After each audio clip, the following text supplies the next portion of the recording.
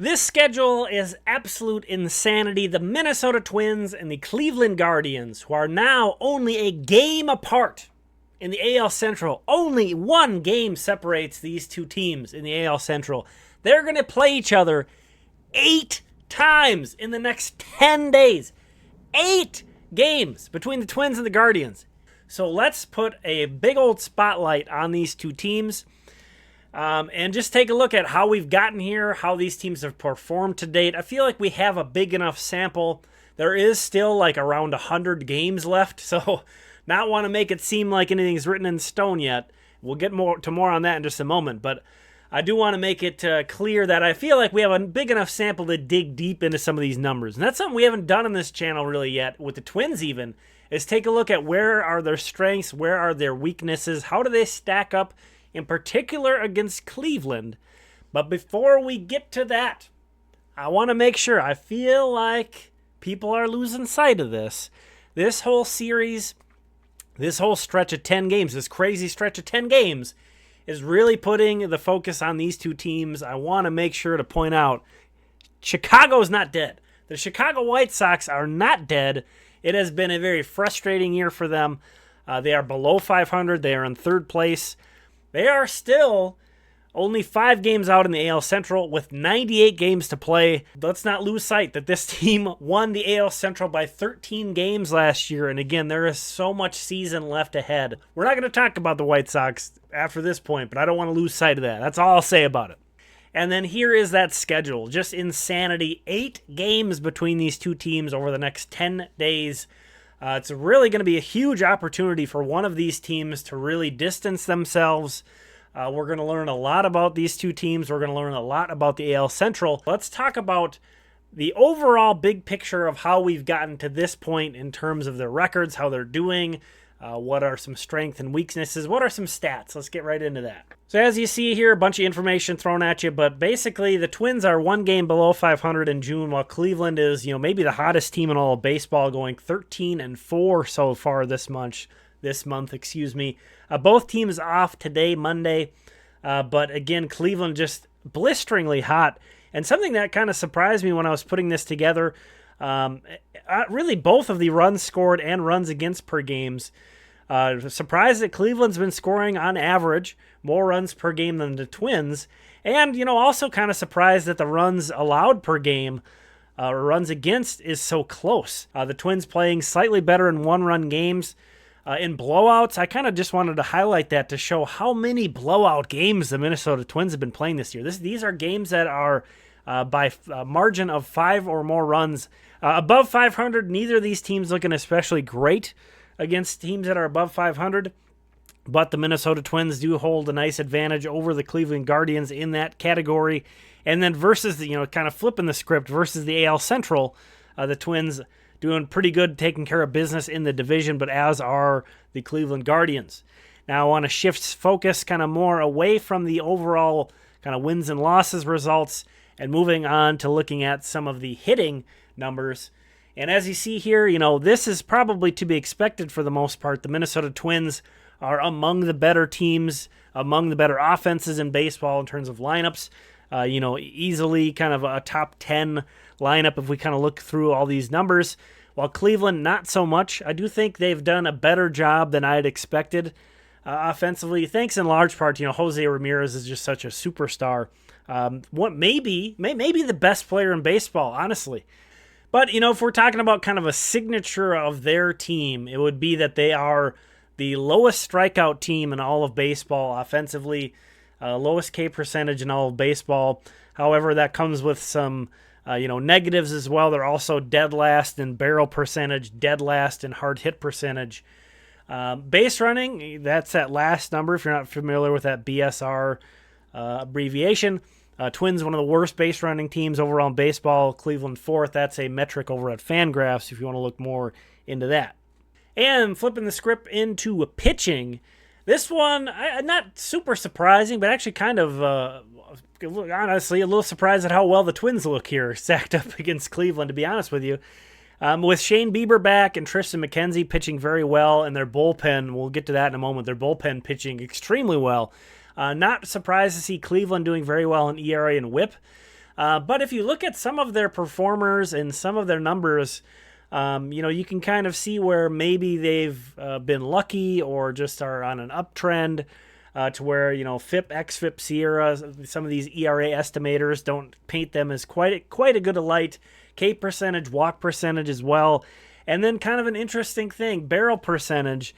And, this is barrels are basically an exit velocity over a certain number and launch angle between a certain number. So it's basically a batted ball profile. And Cleveland is dead last among their hitters in barrel percentage and dead last among pitchers in their barrel percentage. Kind of amazing that they could have such a good record with that being the case. But it's true. And, you see the Twins aren't exactly real great in those quality of contact metrics for their pitchers either. But interesting to note that they've been better than Cleveland on those two metrics. Just kind of something that I found interesting going through those numbers.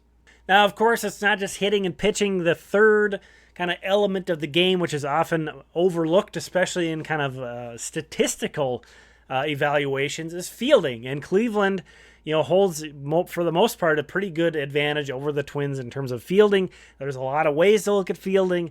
There's a lot of fielding metrics I don't feel real great about, to be honest with you. But we look at fielding percentage. The Twins have the advantage. Defensive efficiency, which basically sort of tries to equate the amount of balls in play turned into outs.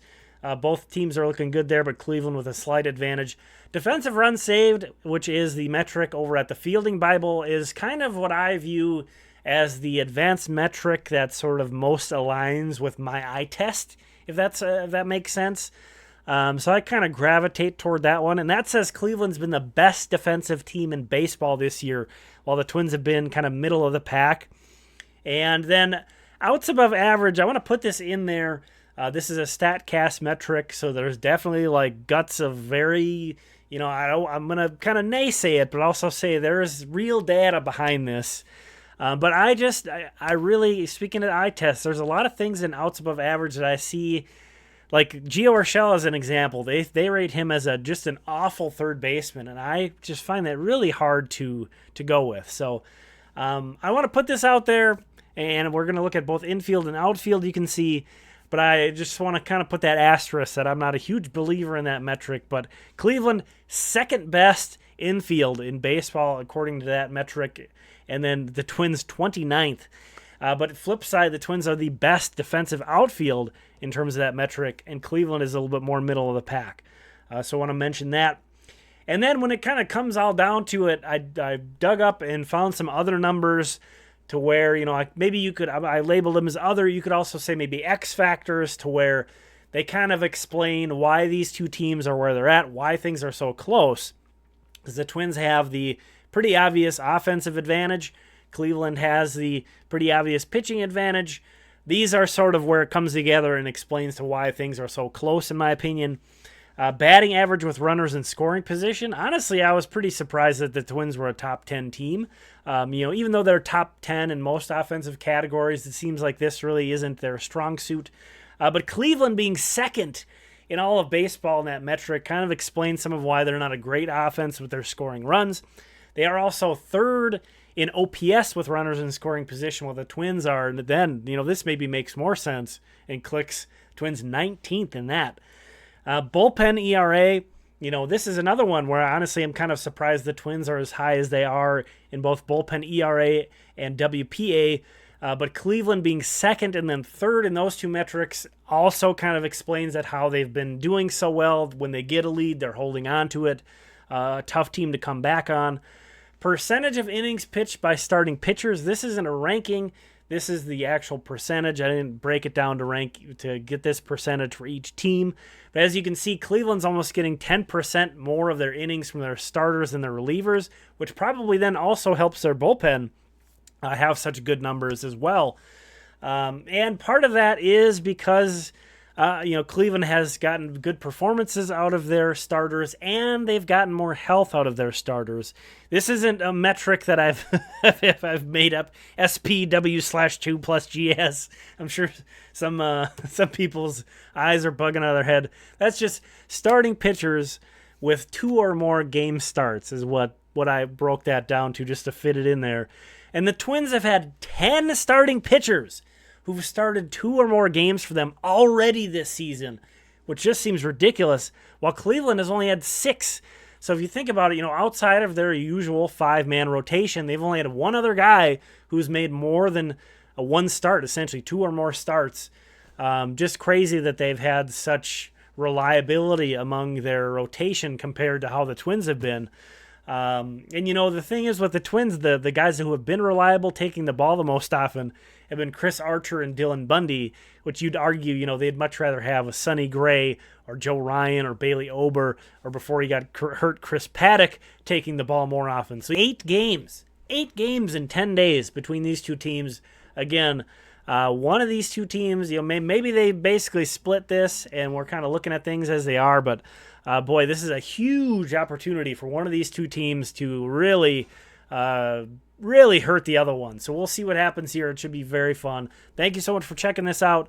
If you want to keep up to date on what's going to happen with these games and also the entire minor league system, please consider subscribing. We do a system recap almost every night on the channel here, so be on the lookout for those. Thank you.